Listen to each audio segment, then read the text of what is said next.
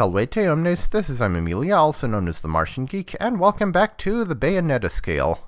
Last time we introduced the concept, so if you don't know what this is about exactly, then I suggest you watch the first video, and we also talked about rating levels 1 and 2. So let's keep going with level 3, Strong Chance.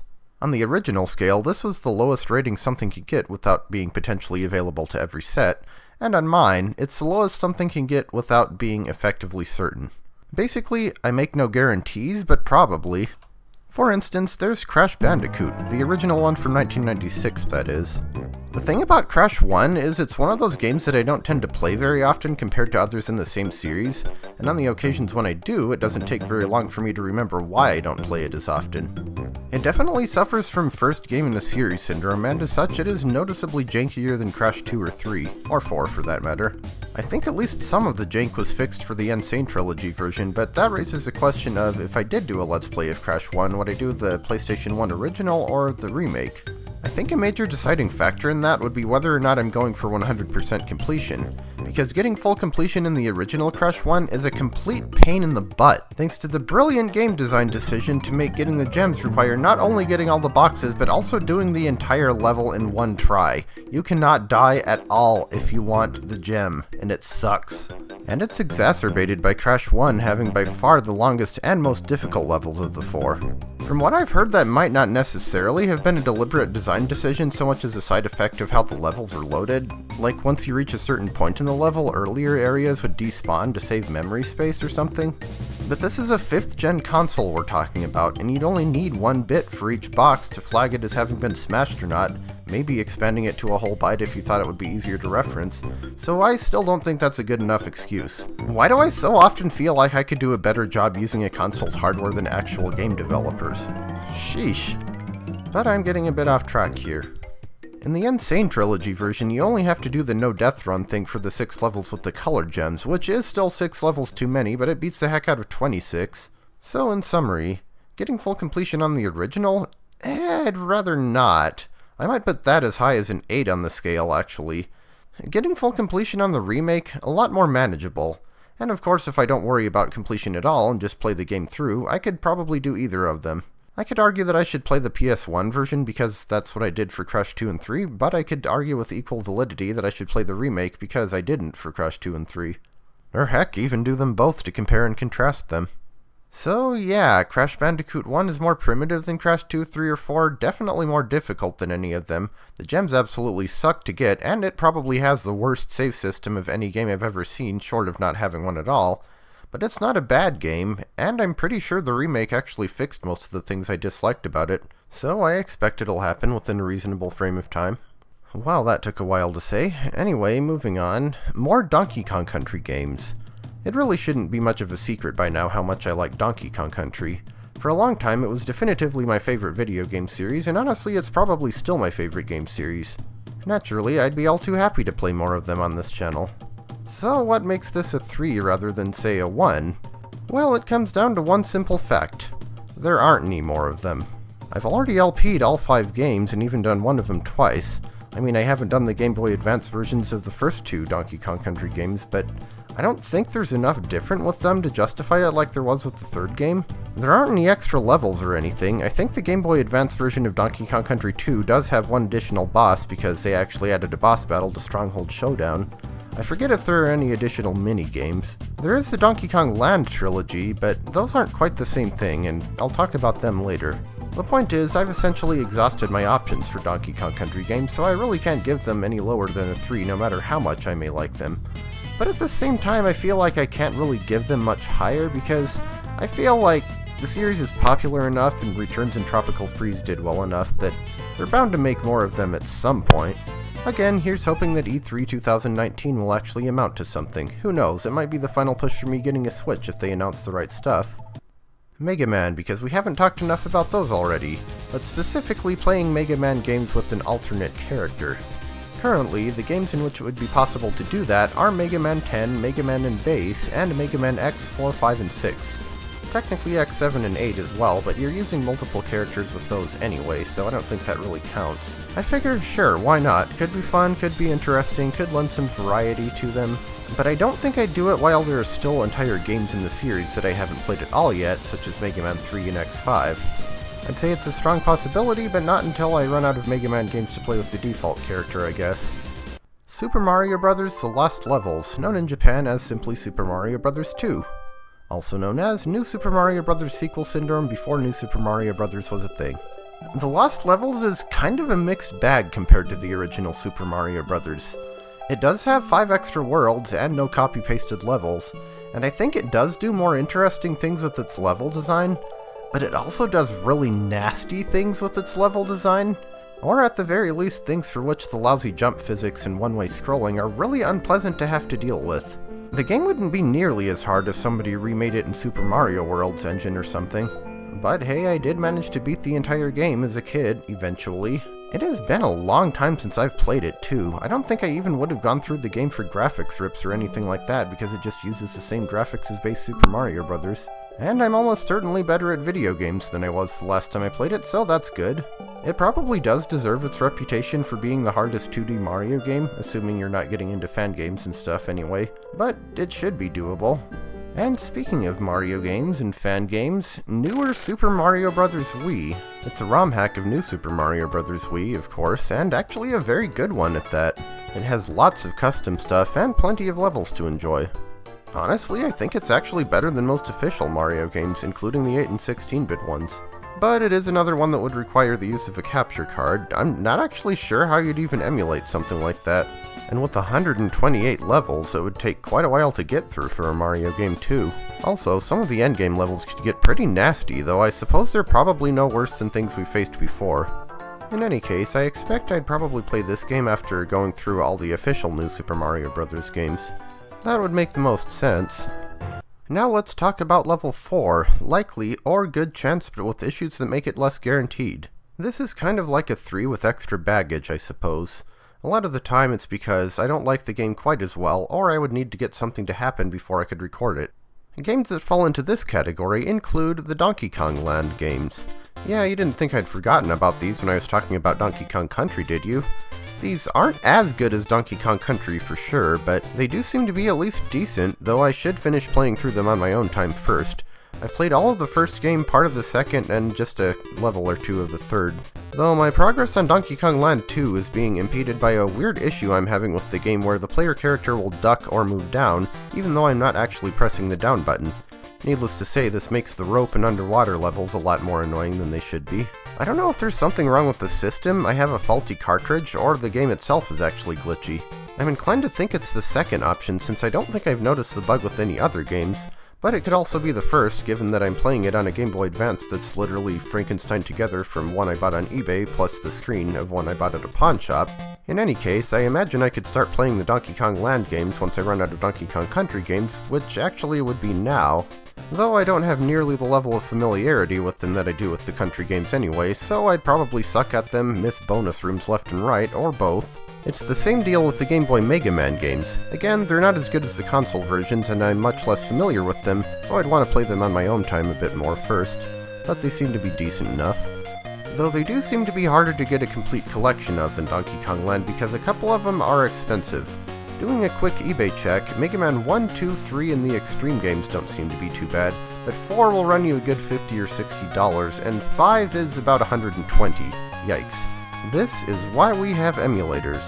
Of course, I'm running out of Mega Man games to play at a much slower rate than Donkey Kong Country games, so while I do think that we will see these eventually, they might be quite a ways away. Goof Troop. Yeah, remember that co-op Let's Play I started back in 2014 and never finished? Well, I still would very much like to finish that, and I never officially cut it off like I did with my Minish Cap LP. The thing is, I still want to do it co-op. I could play through the rest of the game solo, but that game just isn't the same with only one player. And of course, doing any sort of co-op Let's Play pretty much requires getting a plan together with one of the 2 siblings I have that actually play video games. Either my sister, with whom I originally did the project, but who doesn't seem terribly interested in finishing it, or my brother, who last I checked didn't like the setup I had for recording 2 people, and who's planning on moving 3 states away in September, so if I'm going to do anything of that nature with him, I'd best make haste. Alternatively, I could find a significant other who'd play video games with me, but let's be honest. I don't know where that would rank on the Bayonetta scale if it were applicable, but it certainly wouldn't be the low end. The bottom line is, I definitely do want to play the rest of Goof Troop on here, but my control over the factors that would determine whether or not I could actually do that is pretty minimal. New Super Mario Bros. 2. It's an okay game. It's not likely to wow anyone with its amazing originality and creativity anytime soon, but it's not bad either. Basically, if you've played another New Super Mario Bros. Game, especially Wii, you already know what to expect from this one, which could be a good or bad thing.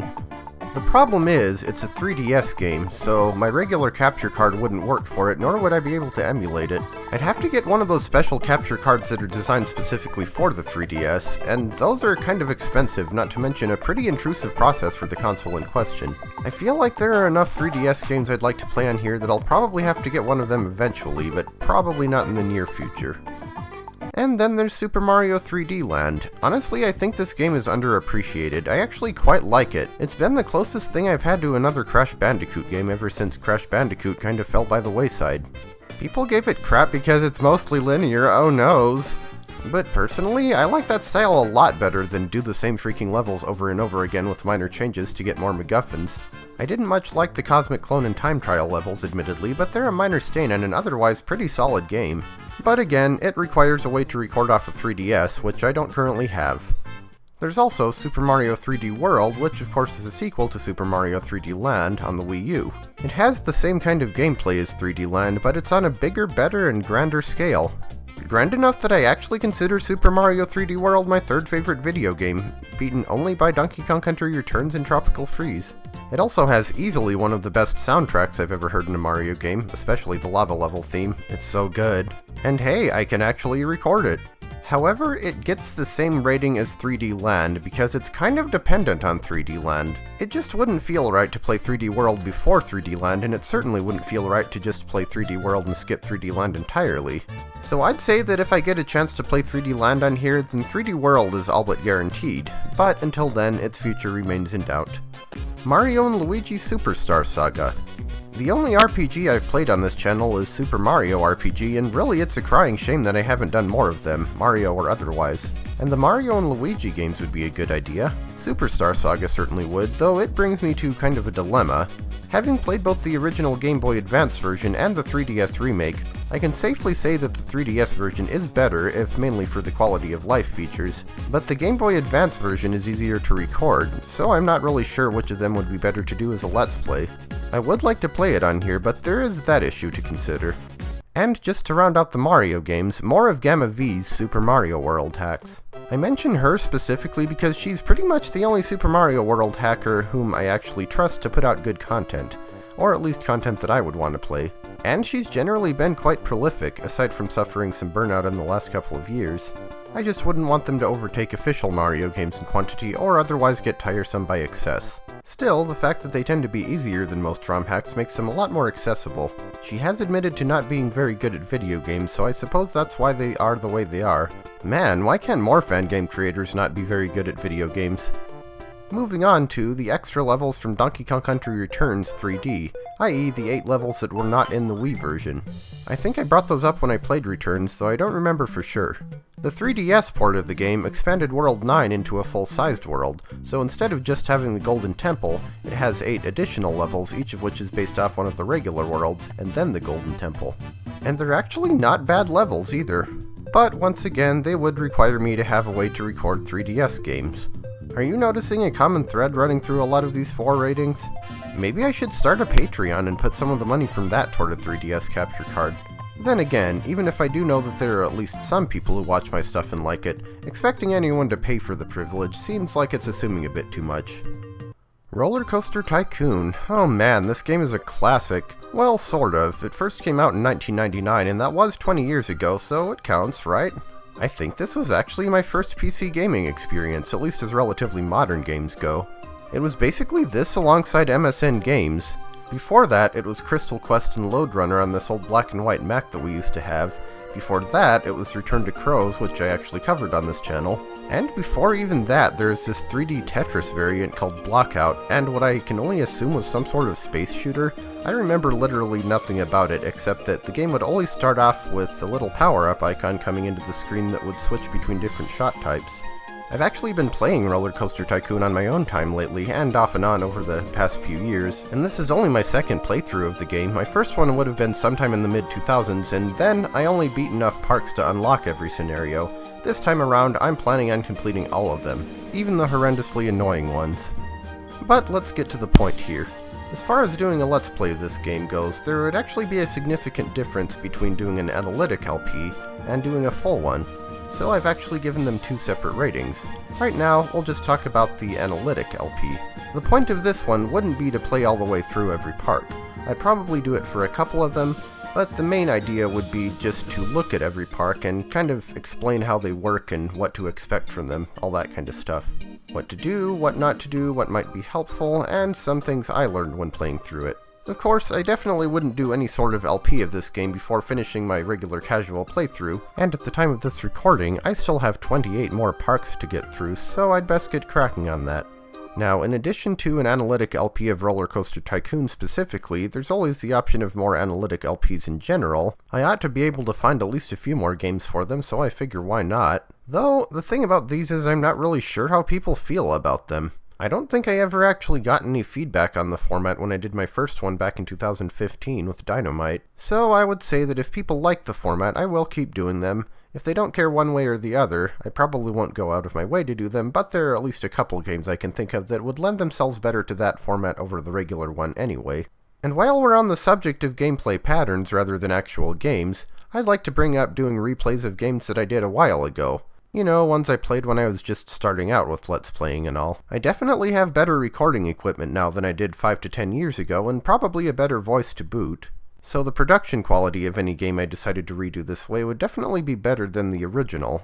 But I guess it does seem a little bit silly to play games on here that I've already done, especially when there are so many that I haven't played yet and would like to. I don't know, I'll probably figure it out if it becomes important or somebody specifically asks. Which is also true for revisiting games that I did previously without playing the whole thing. I'm sure that in at least some of them there are things that I missed that I didn't think about the first time that could be interesting to show off. But again, it depends on how much people care about such things. With that, we are out of time for today. Join me next time for the next part of this series.